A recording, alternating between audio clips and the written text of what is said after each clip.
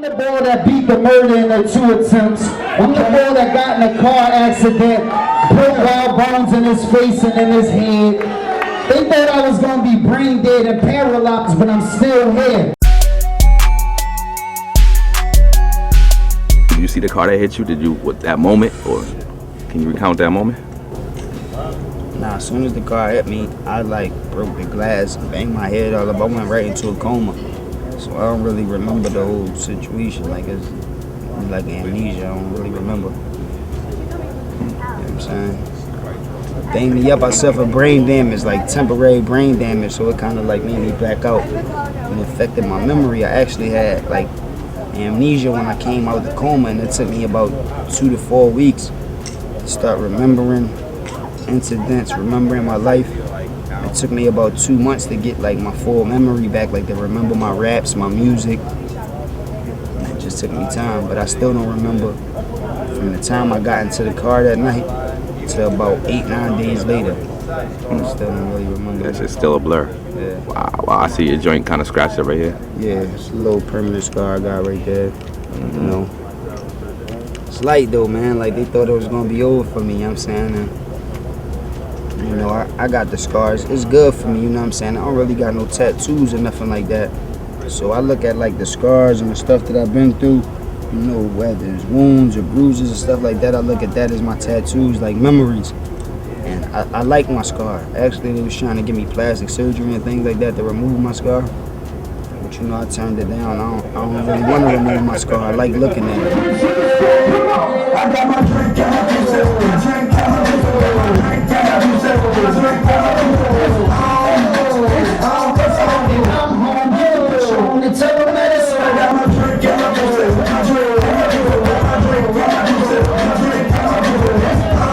when I was in jail and in the hospital, I thought I might not never get an opportunity to do this again. So it's definitely what's up, you know what I'm saying? They was trying to give me the death penalty or life in jail. So then, you know what I'm saying, the accident almost took my life. So it was hard dealing with all that. But, you know, I dealt with it. I was able to overcome it because I kept the faith in God, you know what I'm saying? I got my belief, stayed strong, just stayed optimistic, you know what I'm saying? I was able to, you know, make it past it. It definitely was a serious situation, you know what I'm saying? Hard to deal with.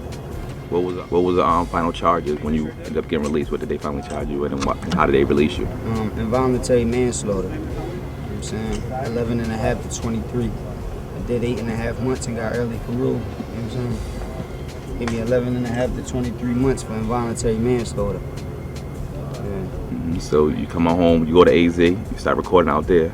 Yeah, I recorded about 25 songs out in Arizona. Came back to New York to start doing some features and getting people on my album and mixing down records. And that's when I got in the car accident in Jersey on my way to go pick up my man Neo. I put a freestyle out on some plain Jane shit, and all the DJs, they called it a Lil Wayne diss. I like Wayne shit. Everything you spitting is hot. I said he just should stop kissing his pop. I like Wayne music. In the last couple of years, I feel as though he stepped it up tremendously. I remember when I first used to listen to Cash Money and hear Wayne, I was like a real Juvenile and BG fan. Like, you know what I'm saying? Go ask my cousin. I mean, both of them niggas just came home from doing the bid. Both of them niggas know what incarceration is. Like, when I used to listen to that, I used to be like, damn, like, them niggas is really bringing it. And Wayne, he was just cool back then, you know what I'm saying? I ain't really like him as much. Then as years started going past, when they called me Fire Wayne, a lot of change. You can catch me in the aqua range. That's when I started like liking him more.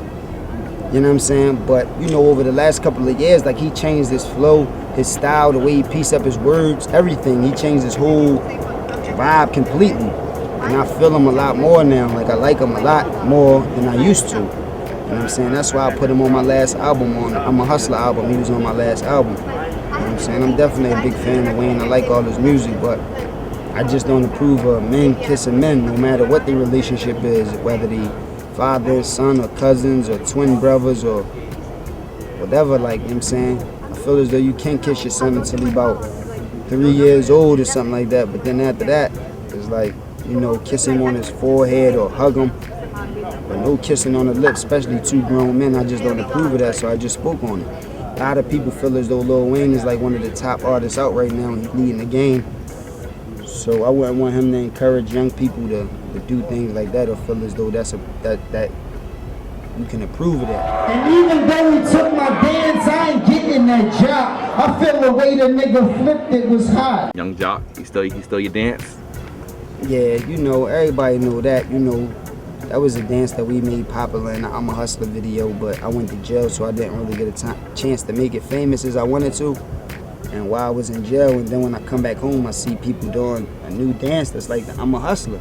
But they saying this, the motorcycle or something else they saying it. I'm like, I mean, could have swore that was the Hustler. I was just doing that 2 years ago.